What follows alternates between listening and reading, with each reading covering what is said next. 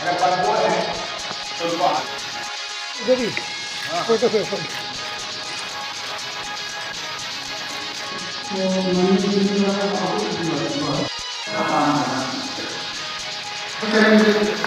पूज्य भक्ति जी को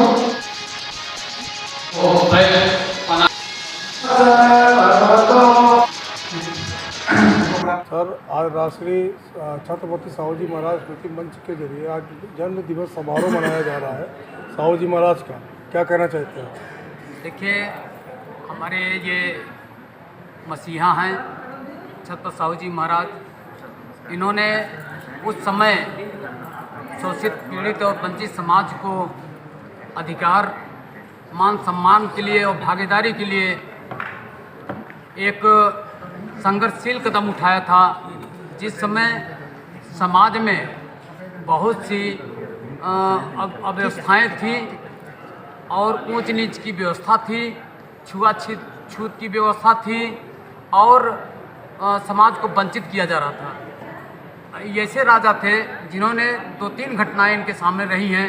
एक तो वाराणसी में इनको राजसी के जो राजा जाते हैं किसी स्थान पर स्नान करने, तो वहाँ उनको राजशाही पाठ के साथ और मंत्रोच्चार के साथ उनका स्नान होता है, लेकिन साहू जी महाराज को शूद्र करके उससे भी वंचित किया गया।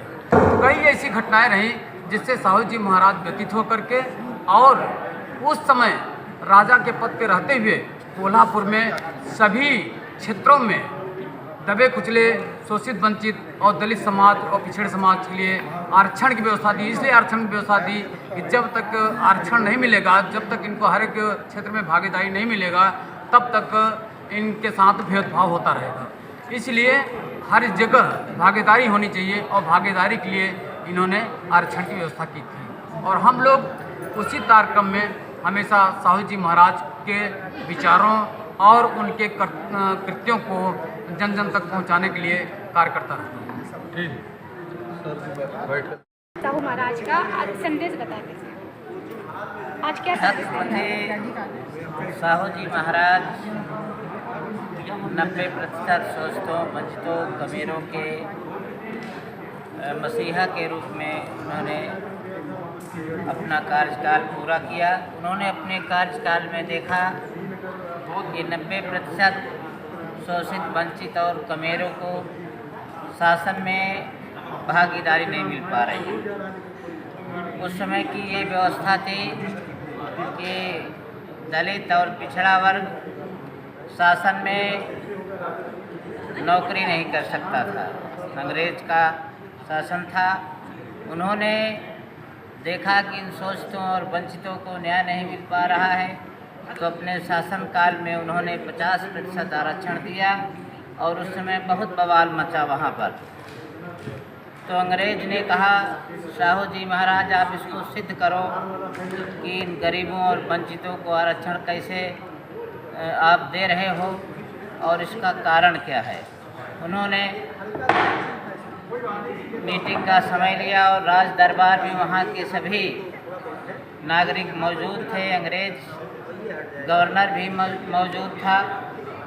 सबके सामने एक जगह चारा रखा गया घोड़े का और अस्तबल से सभी घोड़े खोले गए और जो तगड़े घोड़े थे आकर के सब चारा खाने लगे। उसके बाद जो उससे कमज़ोर था कुछ हो भी पा गया और जो एकदम निर्बल कमज़ोर था, जब वो आया तो उसको लात मार करके सब बाहर कर दिए, यानी वो चारा नहीं पाया। तो उन्होंने कहा कि यही हमारा मंतव्य है आरक्षण देने का कि जैसे एक घोड़ा एक जानवर सबका खा ले रहा है जो मजबूत है, उसी तरह इंसान भी जो 10% लोग हैं वो 90% लोगों का की हिस्सेदारी वो पूरी खा ले रहे हैं। इसलिए इनको सभी शासन में सरकारी पदों पर आरक्षण दे करके इनको आगे बढ़ाया जा सकता है। कार्यक्रम के बारे में कहना चाहेंगे? देखिए, यहाँ पर श्री रामचंद्र पटेल जी ने साहू जी महाराज का जन्मदिवस मनाने के लिए एक विचार गोष्ठी रखी हुई है, जिसमें पीसी पटेल साहब आए थे, हम लोग सब यहाँ शामिल हुए। और साहू जी महाराज का इस देश में बहुत बड़ा योगदान है सामाजिक न्याय के क्षेत्र में। उन्होंने वो नींव रखी इस देश के अंदर जो हिस्सेदारी की नींव है। जो सोच थी ज्योतिबा फुले की, उसको उन्होंने पूरा करना शुरू किया और व्यवहार में लेकर के आए। इस देश के अंदर जो एकाधिकार था कुछ ही विरोधियों का, उसको हटा कर के उन्होंने उन लोगों को हिस्सेदारी दी जिनको हिस्सेदारी नौकरियों में नहीं थी। उन्होंने 1902 में, जबकि देश के अंदर बहुत ज़्यादा बैकवर्डनेस थी, उस समय बैकवर्ड कास्ट के लिए, और शेड्यूल कास्ट बाद में कहलाए, लेकिन जो अनटचेबल्स थे उनको हिस्सेदारी दे करके इस देश के अंदर राष्ट्रवाद बढ़ाने का बहुत बड़ा काम किया। उन्होंने छात्रावास खोले, उन्होंने किसानों के लिए सुविधाएँ खोली, टेक्सटाइल मिल खोली, और बाबा साहब डॉक्टर अम्बेडकर को उन्होंने पढ़ाई के लिए भी मदद की थी। तो वो विदेश में पढ़ कर के आए, और निश्चित रूप से इस तरह के, उन्हें राजर्षि कहा गया है, ऐसे लोग बहुत कम हैं। और उन्हीं के विचारों पर चल के बाद में हिस्सेदारी आंदोलन चला और सेपरेट इलेक्ट्रेट मिला था यहाँ के शेड्यूल कास्ट को, लेकिन बाद में उसको पुनः पैक्ट हुआ बाबा साहब डॉक्टर अम्बेडकर के द्वारा, और उसमें जो हिस्सेदारी मिली उसका असर संविधान पर भी पड़ा, और संविधान के अंदर भी हिस्सेदारी मिली आर्टिकल 330, 332, 334, 335 में, जो कि आज भी जारी है। बाद में मंडल कमीशन की रिपोर्ट लागू हुई। आज इस गोष्ठी के माध्यम से हम सभी लोग ये मांग करते हैं कि मंडल कमीशन की रिपोर्ट की सभी संस्तुतियाँ पूरी तरह से लागू की जाएं, और किसी भी तरह से डिवाइड एंड रूल पॉलिसी जो चलती है इस देश के अंदर, लोगों को अंधविश्वासों के नाम पर, जाति के नाम पर बांटा जाता है।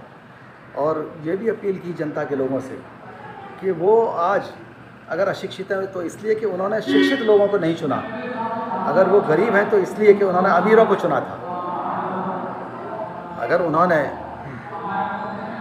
सही मायने में नुमाइंदों को चुना होता तो जमहूरियत की स्थिति कुछ और होती। आज अगर हमारा युवा पेपर लीक होने से परेशान है तो इसलिए कि हिस्सेदारी जो मिलनी चाहिए थी उतनी हिस्सेदारी हर आम आदमी को नहीं मिल पाई। गरीबी है, बेरोजगारी दर लगातार बढ़ रही है, उसकी चिंता होनी चाहिए। तो इस विचार गोष्ठी के माध्यम से हम लोगों ने ये विचार व्यक्त किया है कि हिस्सेदारी का जो आंदोलन है वो पूरी तरह से चले, और इस तरह के प्रत्याशी निकल करके आए, चाहे वो किसी पार्टी के भी हों, जो लोग जनता को पूरी तरह से हिस्सेदारी दें। सर, हमारे चैनल के माध्यम से उन युवाओं को क्या संदेश देना चाहेंगे जो आज सोशल मीडिया पर जो है अजीब गरीब हरकतें करते हैं, पढ़ाई पर ध्यान ना दे करके राजनीतिक पार्टियों के तरफदारी में आकर के अपना भविष्य बर्बाद कर रहे हैं? देखिए, राजनीति तो हर आदमी करता है। हर आदमी जो वोट देता है या वोट लेता है या प्रचार करता है, बात करता है, वो सब राजनीति करते हैं। राजनीति से किसी को दूर नहीं किया जा सकता, और भारत में खास तौर से क्योंकि ये जातियों का देश है, उससे समाज भी जुड़ा हुआ है, अर्थव्यवस्था भी जुड़ी हुई है, सभी चीज़ें जुड़ी हुई है। राजनीति से दिक्कत नहीं है, दिक्कत है आपराधिक प्रवृत्ति से। जो लोग शैतानी प्रवृत्ति के लोग बाग हैं वो राजनीति के आधार पर जातिवाद फैलाते हैं, राजनीति के आधार पर गंदगी फैलाते हैं, महिलाओं के साथ भेदभाव भी करते हैं, उन गलत बातें लिखते हैं। वो किसी भी तरह से चाहते हैं कि वो मॉब लिंचिंग और किलिंग इस तरह की घटनाएं बढ़ें, जातिवाद बढ़े, दंगा बढ़े, माइनॉरिटीज़ के खिलाफ लिखते हैं, और इस तरह की अंधश्रद्धा दिखाएंगे जिससे संविधान मानने वालों का नुकसान हो। तो निश्चित रूप से वो सावधान हो जाए और कानून के रास्ते पर चलें। जो बहुजन समाज है वो संविधान के रास्ते पर चलता है। तो निश्चित रूप से जो युवा हैं उनके लिए बेहतर रास्ता वही है, और गलत रास्ता अपनाएंगे तो FIR होगी, और FIR होने के बाद ना वो विदेश यात्रा कर पाएंगे, ना सरकारी नौकरी कर पाएंगे, ना सरकारी ठेका मिलेगा, ना उनको शस्त्र लाइसेंस मिलेगा, और बाकी जो सामाजिक दिक्कतें और आर्थिक दिक्कतें आती हैं वो तो होती है। मैं युवाओं को यही कहता हूँ कि अपने भविष्य का ध्यान रखें, संविधान के अनुसार चलें, शिक्षित बने। बाबा साहब का जो संदेश था, संघर्ष करें, लेकिन संघर्ष सम्यक संघर्ष होना चाहिए। किसी को गाली देने से, जातिवाद फैलाने से संघर्ष नहीं होगा। अच्छी पढ़ाई लिखाई करें, अच्छी तैयारी करें, और ख़ास तौर से इस तरह के किसी भी ट्रैप में ना फंसें कि जो पेपर लीक में फंस रहे हैं, निर्दोष बच्चे फंस रहे हैं, और जो लोग माफिया हैं, लगातार कुछ ही सामाजिक समूहों के लोग पेपर लीक की घटनाओं में पकड़े जा रहे हैं। वही लोग देश के खिलाफ गद्दारी करते हैं, जासूसी करते हैं। तो ऐसे लोग भी सावधान रहें। हाँ, जो है वो राष्ट्रवाद सबके लिए कहता है, सभी राष्ट्रवादी हैं, कोई धर्म विशेष की ये ठेकेदारी नहीं है, किसी जाति विशेष की ठेकेदारी नहीं है। राष्ट्रवाद तो सभी के लिए महत्वपूर्ण है, लेकिन सबकी हिस्सेदारी और सबके विकास में विश्वास सबको करना पड़ेगा, सत्ता पक्ष को भी, विपक्ष को भी।